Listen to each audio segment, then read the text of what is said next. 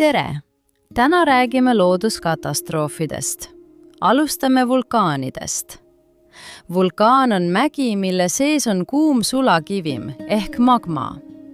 Maa sees on nii suur kuumus, et kivimid on osaliselt üles sulanud. Magma on seal suure surve all ja otsib väljapääsu. Nagu õhupall, mis tahab tühjaks minna, nii tahab ka magma maapinnale tõusta.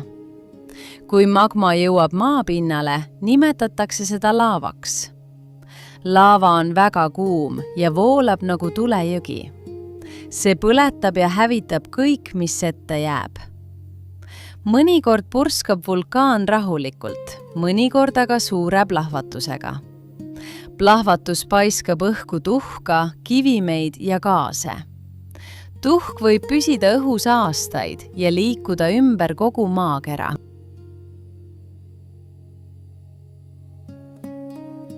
Võib tunduda imelik, et inimesed tahavad elada vulkaanide juures. Seal on ju ohtlik. Aga tegelikult on vulkaanide ümbrus väga viljakas. Laava ja tuhk muutuvad aja jooksul heaks mullaks. Põllud annavad seal suure saagi. Seetõttu elavad vulkaanide läheduses 100 miljonid inimesed. Tänapäeval oskavad teadlased vulkaanipurskeid üsna hästi ette ennustada. Kui oht suureneb, antakse inimestele hoiatus ja nad saavad õigel ajal lahkuda. Vulkanide lähedal on maa sees kivimid kuumad. Need soojendavad põhjavett. Nii tekivad kuumaveeallikad. Mõnes kohas läheb vesi nii kuumaks, et hakkab keema. Siis purskab kuum vesi ja aur maapinnale. Seda nimetatakse keisriks. Keiser purskab aeg-ajalt. Näiteks Islandil Stokkuri keiser iga paari minuti tagant.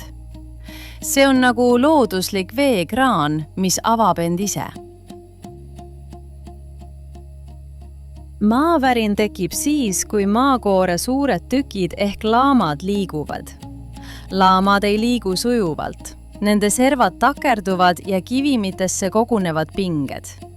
Kui pinged muutuvad liiga suureks, kivimid purunevad ja maa hakkab pärisema. Maavärina keskpunkti maa sees nimetatakse koldes. Otse selle kohal maapinnal on epitsenter. Seal on värin kõige tugevam. Maja võib rappuda, seinad võivad praguneda ja maapinda võivad tekkida lõhed. Kui maavärin toimub merepõhjas, võib tekkida tsunami.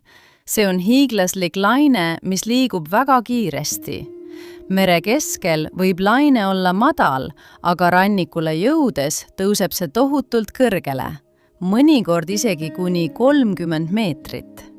Kui tunned rannas maavärinat, tuleb kohe sisemaale joosta. Ka siis, kui vesi äkki rannalt taganeb, see on märk, et tsunami võib tulla. Ülejutus tekib siis, kui vett on korraga liiga palju. Tavaliselt juhtub see tugeva vihmasaju ajal, kui maa ei jõua vett endasse imada ja jõed ei suuda seda ära juhtida. Siis voolab vesi kohtadesse, kus seda olla ei tohiks. Tänavatele, põldudele, keldritesse. Mõnikord põhjustab üleujutusega tormine meri. Tugev tuul lükkab merevett rannikule ja veetase tõuseb kiiresti. Nii juhtus Eestis näiteks Pärnus, kus torm tõstis merevee nii kõrgele, et tänavad ja majade alumised korrused jäid vee alla.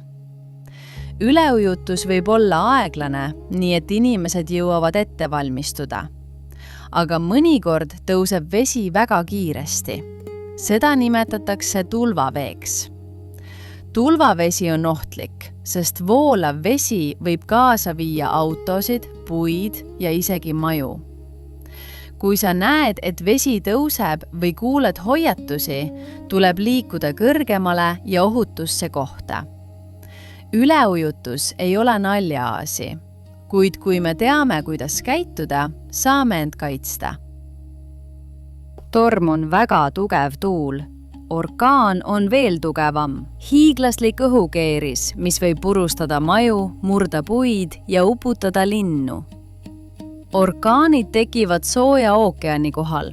Nende keskel on vaikne koht, mida nimetatakse orkaani silmaks.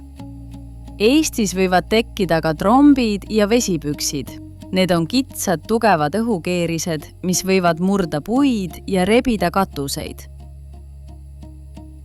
Eestis ei ole suuri vulkaane ega maavärinaid, kuid ka siin näitab loodus vahel oma jõudu.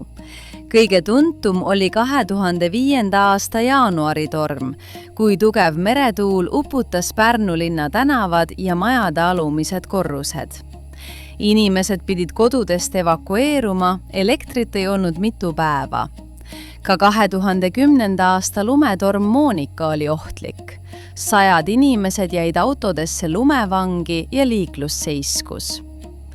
Viimastel aastatel on olnud kuumalaineid ja põuaperioode, mis mõjutavad põllumajandust ja metsasid. Mõnikord tekivad ka väiksed maavärinad, näiteks Osmussaarel 1976. aastal, kui kivimid purunesid ja hoonete seinad pragunesid. Need sündmused näitavad, et ka Eestis tuleb olla valmis, kuulata hoiatusi, hoida loodust ja õppida, kuidas käituda, kui ilm muutub ohtlikuks. Loodusõnnetusi ei saa peatada, aga me saame valmistuda. Kui antakse tormihoiatus, püsi toas, hoia telefon laetud. Kui elekter kaob, kasuta taskulampi. Kui oled mere ääres ja toimub maavärin, liigu kohe sisemaale. Oluline on kuulata täiskasvanuid ja päästetöötajaid. Nende juhised aitavad hoida sind turvaliselt.